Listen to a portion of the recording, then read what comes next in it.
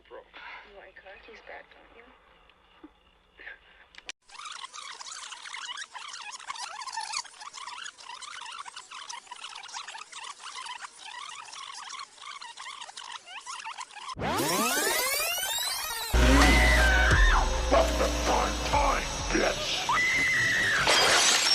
Hello and welcome to Primetime Bitch. Bon, le mauvais goût c'est bien, mais les bons films de zombies s'en provoquent, c'est pas mal aussi.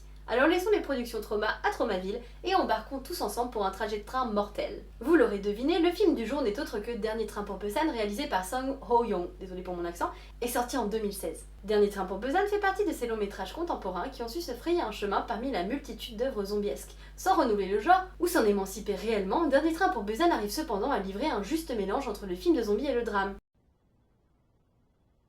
Quoi? Ça te plaît pas?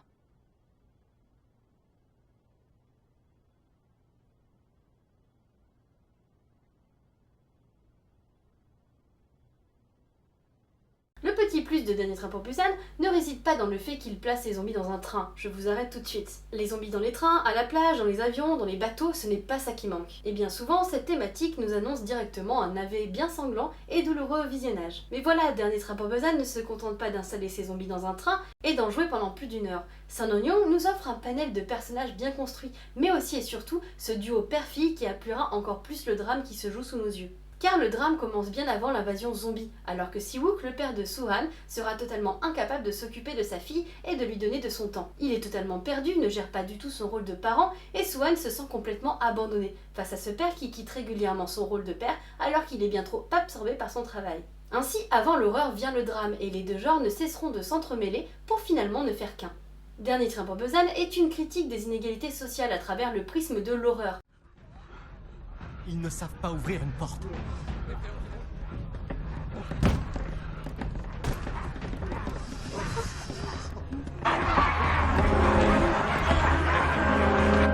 Ils s'attaquent en nous voyant.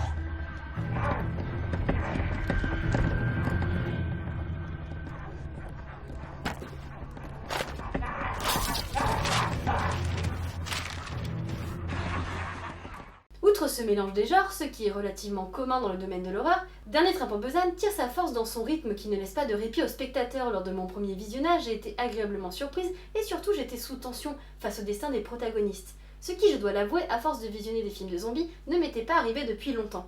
Concernant le pitch, il est assez simple, soit un virus inconnu qui se répand soudainement en Corée du Sud. Pendant cet état d'urgence, les passagers d'un train tenteront tant bien que mal de survivre jusqu'à Busan, où ils seront en sécurité. Enfin, Dernier train pour Busan est un film incontournable dans le genre des zombies, et la preuve que le zombie peut toujours, s'il y met les formes, créer le frisson chez le spectateur. Et petit plus, je vous conseille de visionner ce film dans un train pour l'immersion, et ce n'est pas une blague, c'est ce que j'ai fait pour ma part. C'est vide, je vois personne sur les quais. Où sont les militaires? Il devrait être là. Pourquoi il y a personne? Le film est sorti en Blu-ray en France et il est aussi disponible sur Amazon Prime, alors foncez péter du zombie dans un train. Quant à sa suite Peninsula, je vous déconseille de la visionner, enfin, il est toujours important de se faire son propre avis, alors sinon foncez. Par contre, vous pouvez visionner son préquel, Seoul Station, qui est un film d'animation que je vous conseille vivement.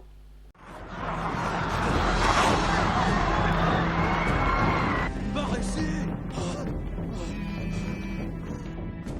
Mine! Allô? Je suis arrivé. Mes hommes sont là, mais ils ne répondent pas. Quoi? Allô? Et c'est le moment de la carte blanche. Aujourd'hui, c'est Dolores Cinéma et Illustration qui nous fera part de la sienne. Dites-moi, est-ce que vous aimez les zombies? Bon, a priori oui si vous avez cliqué sur cette vidéo, mais est-ce que vous aimez Ionesco? Bon, et alors est-ce que vous aimez le striptease clandestin? Ça tombe bien, j'ai le film absolument parfait pour vous. Zombie Stripper de Jay Lee se passe dans un futur dystopique où George Bush est réélu pour la 4e fois et rend la nudité clandestine. Toute ressemblance avec des faits réels serait totalement fortuite. Au même moment, un laboratoire de l'armée teste un nouveau virus pour créer de super soldats capables de revenir d'entre les morts. Mais lorsqu'un des soldats trouve refuge dans une boîte de striptease et commence à mordre les danseuses, rien ne va plus. Et pourtant, les danseuses mordues deviennent encore meilleures au pole dance, au point que leurs collègues vivantes jalousent leurs nouvelles capacités. La boîte de nuit s'appelle le Rhino et est tenue par un certain Yann Esco. Ça vous rappelle quelque chose? Et oui, sous cette horde de série Z qui ne se base que sur la plastique de Jenna Jameson pour exister, Zombie Strippers est en réalité basé sur Rhinocéros de Ionesco, la pièce noire la plus antifasciste de l'auteur. Et si on retrouve à certains moments son humour mordant, décalé et forcément absurde avec des dialogues qui ont été conservés à la lettre près, le message antifasciste n'est pas en reste non plus puisqu'on voit des danseuses se poser des problèmes moraux, notamment doivent-elles devenir elles aussi des zombies afin d'être aussi bonnes que leurs collègues qui elles ont été mordues. On voit aussi le rôle très trouble de l'armée et un discours bien évidemment très politique et très critique contre George Bush et le système américain de manière générale. Après, ne me faites pas dire ce que j'ai pas dit, hein, ça reste un bon gros nanar basé sur la trilogie boobs, black bof, baston. Mais l'humour évident de l'ensemble, le second degré et le fait que le casting semble s'éclater à jouer là-dedans donne